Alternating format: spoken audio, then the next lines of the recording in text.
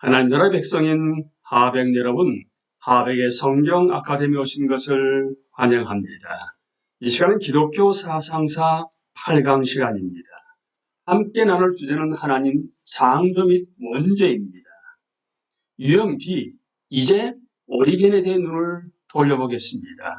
그 역시 이교 다신론과 영지주의의 가르침을 반대하고 있지만 터툴리안과는 매우 다르게 하나님 창조 및 원죄를 이해하고 있다는 것을 발견하게 됩니다. 오리겐의 견해는 플라톤 그리고 그 철학 전통에 속한 다른 사상가들의 영향을 보여줍니다. 오리겐 시대보다 반세기 이전에 유스틴 및 기타 신학자들은 기독교에 대한 교양 있는 이교도들의 비판을 논박하려는 노력에 있어서 플라톤주의 안에서 가치 있는 봉지를 발견한 바 있었습니다. 제국의 모든 신전에 전시되어 있던 다른 신들과는 달리 기독교의 신은 볼 수 있는 대상이 못 된다는 반대에 대하여 기독교인들은 이렇게 응답할 수 있었습니다.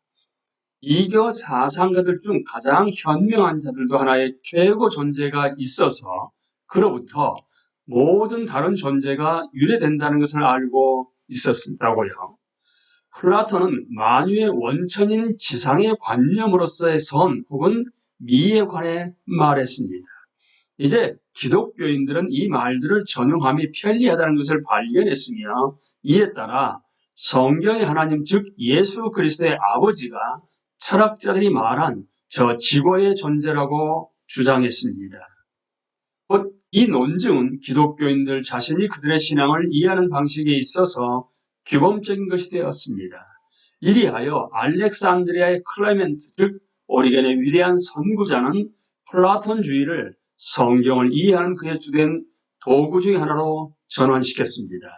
그 결과 클레멘트와 오리겐 양자는 모든 성경이 하나님에 관해 말한 바가 철학자들이 지고의 존재에 관해 말한 바와 일치될 수 있다는 결론에 도달했습니다.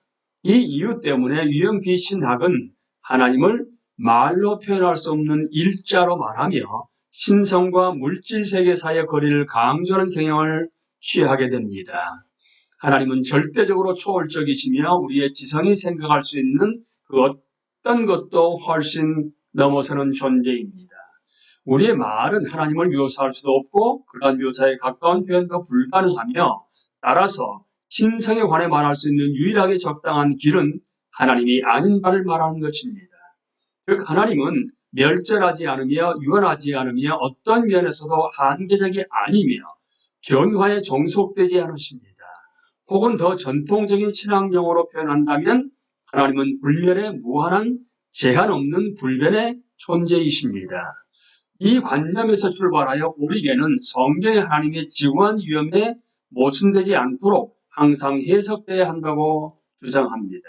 이를테면 성서가 하나님의 손, 마음, 눈 등에 대해 말하는 경우 이는 문자 그대로 이해돼서는 안 됩니다. 사랑, 미움 또는 진노 같은 감정들에 관해서도 똑같이 말할 수 있습니다. 그러한 것들은 하나님께 합당하지 않습니다. 분명히 이는 성경에 대해서 알레고리니까 비유적인 해석을 대개 요구하는 바 이에 대해서는 후에 다시 취급하겠습니다. 이와 같은 이해가 가지는 주된 논리적 난점은 그것이 하나님과 세계사의 관계를 설명하는 것을 불가능하게 한다는 것입니다. 이 점에서 우리는 플라톤이 그의 영원한 관념이 특수한 것들과 역사적인 실제에 어떻게 관계된지를 설명함에 있어서 항상 부딪혔던 어려움을 상기하게 됩니다. 이는 그가 파르메니데스에서 성공하지 못한 채 씨름한 어려움이었습니다. 오리겐의 시대보다 반세기 이전에 불변의 하나님과 가변적 세계사의 관계의 문제는 유스틴이 또한 더 일찍이 플라톤화된 유대인 중에서 필로가 직면했던 것이었습니다. 만일 하나님이 초월적이고 불변하신다면 그러한 신이 어떻게 가변적 세계와 관계할 수 있는지 문제가 나올 수밖에 없습니다. 유스틴의 해결은 다른 이교 및 유대교 사상가들에게서 그 단서를 얻었는데 로고스 혹은 말씀을 하나님과 세계사의 중개자로 삼은 것이었습니다.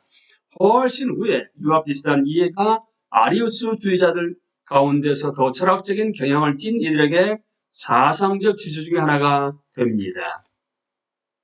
그러나 이것은 아타나시우스가 그의 대적 아리우스파에게 확연히 지적했던 바와 같이 문제를 해결해 주지 못합니다. 반대로 그것은 문제를 혼란에 빠뜨리게 되는데 그 로고스가 가변적인가 아니면 불변적인가를 물어야 되겠기 때문입니다. 만일 가변적이라면 세상과 로고스 사이 교통에는 어려움이 없습니다. 그러나 어떻게 가변적인 로고스가 불변적인 하나님과 교통하거나 그 하나님을 세계에 계시할 수 있겠습니까? 반대로 만일 불변적이라면 그러한 로고스는 하나님과 관계하는 데는 어려움이 없을 것이고 그 로고스는 그의 참된 계시가 될 수 있겠지만 변절하는 세계와 관계를 맺을 수는 없을 것입니다. 유스틴의 매우 비철학적인 이 해결은 자신론과 근접해 있기 때문에 곧 거부되었는데 로고스를 제2의 하나님이라고 말하면서 불변의 하나님보다는 어느 정도 덜 신적인 존재로 주장하게 되었던 것입니다. 이 같은 여기서 주된 요점은 유형 비신학에 있어서 하나님은 무엇보다도 먼저 절대적으로 초월적인 말로 표현할 수 없는 한 분으로서 단순한 지적 본성이며 그의 품성으로서 우리는 사랑, 진노 등등을 오직 비유적인 방식으로서만 이야기할 수 있다는 것입니다. 오리겐의 창조 교리는 훨씬 더 흥미로운 것입니다. 비록 그것이 기독교 신학 더욱이 유형 비내에서조차도 결코 일반적으로 받아들여지지 않았지만 말입니다. 오리겐은 성서학자로서 그 이전에 다른 이들이 그러했듯이 창세기에 다른 두 가지 창조 설화가 있다는 것을 잘 알고 있었습니다. 현대 학자들은 그 설화들을 두 구별된 원천에서 나와서 하나의 본문에 합쳐진 것으로 설명합니다. 오리겐의 해결은 비록 전적으로 독창적인 것은 아니었지만 성서가 두 가지의 다른 창조를 포함하고 있다는 것이었습니다. 첫째로 하나님은 창조 전체가 영적으로 되도록 의도하셨고 오직 영들만을 만드셨습니다. 첫 번째 창조에서는 하나님이 인간 존재를 신적 형상을 따라 남자와 여자로 만드셨다고 말합니다. 오리겐에 의하면 이는 단순히 몸이 없었다는 것을 뜻합니다. 하나님은 예지자들을 창조하셨는데 이들의 목적은 일자와 함께 명상과 교통을 하는 것이었습니다. 또한 죄가 없었으니 이것이 곧 창조의 목표였을 것입니다. 그러나 죄가 들어왔습니다. 몇몇 영들이 한 번 그러니까 일자에 대한 명상에서 이탈하였는 바 그 결과는 타락이었습니다. 이것은 만일 하나님의 자비로 그들에게 원래 순전해로 돌아갈 준비가 될 때까지 거할 수 있는 임시적인 거처를 하나님께서 주시지 않았다면 아마 비존재의 심연으로 그들을 인도했을 것입니다. 그 임시 거처는 물질 창조인데 즉 우리가 지금 알고 있는 대로의 세계이며 이에 대해서 언급하고 있는 것이 바로 창세기의 두 번째 설화입니다. 여기서 원창조 때의 왕들은 이제 영혼이라고 불리우는데 몸을 받았으며 이런 이유 때문에 이 설화에서 하나님이 남자를 좀 창조하시고 그 여자를 만드셨다고 하는 것입니다. 성은 모든 다른 몸의 특징과 기능과 마찬가지로 이 두 번째 창조의 일부인데 여기서 우리는 원래 우리가 의도된 바 천상계로 돌아갈 준비가 될 때까지 거하게 됩니다. 이 두 창조의 관념이 교회 내에서 호응을 받지 못했던 것은 말할 필요도 없습니다.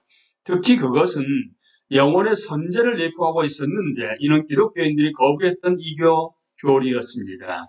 하지만 여기서 우리의 흥미를 끄는 것은 오리겐의 창조 교리가 아니라 그로 하여금 그것에 이르도록 인도한 이유들입니다.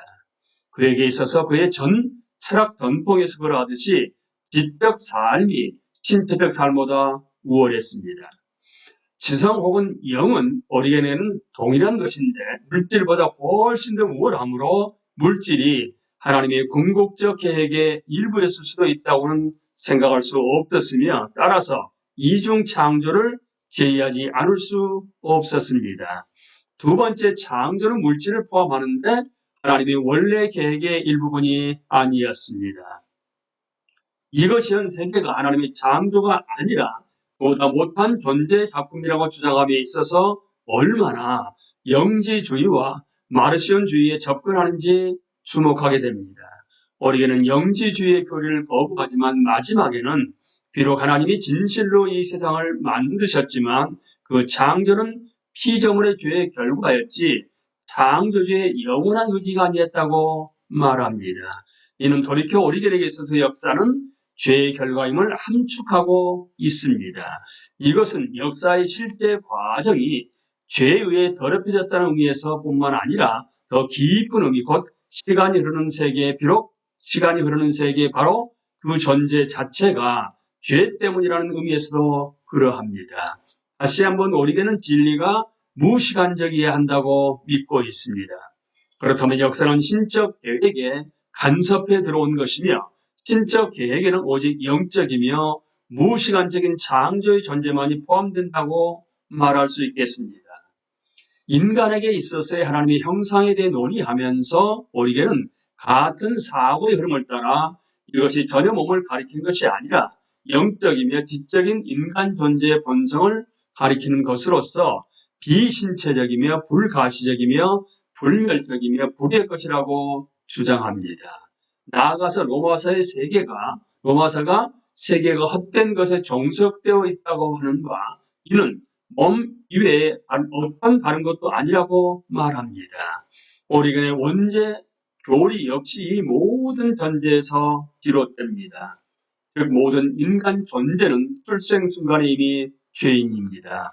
그러나 이는 터툴리안이 말했듯이 아담과 이브로부터의 유전이 아니라 우리가 이전의 존재, 곧 순전한 지적 존재였을 때에 범죄했다는 사실에 기인합니다. 또한 우리가 현 세계에서 우리 자신을 발견하는 것은 정확히 그 죄의 결과로서입니다. 이러한 원죄 이해는 오리겐이 거의 직접적으로 플라톤과 이 세상에 영원히 현존하는 이유에 대한 그의 이해로부터 취한 것인데, 비록 다양한 시대와 장소에서 신지학적인 경향을 지닌 단체들이 부활되어 왔지만 결코 교회 전반에 걸쳐서 받아들여지지는 않았습니다. 일반적으로 유행비의 주창자들은 이 점에서 오리겐을 버리고 그의 선구자인 클레멘트를 따랐습니다. 클레멘트에 있어서 원죄와 에덴의 타락 설화는 모든 사람이 그들 스스로 죄를 범한다는 것을 지적하는 역할하는 상징이었으며, 따라서 죄는 인격적이고 보편적인 것으로 이해됩니다. 이제 우리는 다음 시간에 유형 C로 넘어가겠습니다. 강의를 마치겠습니다. 감사합니다.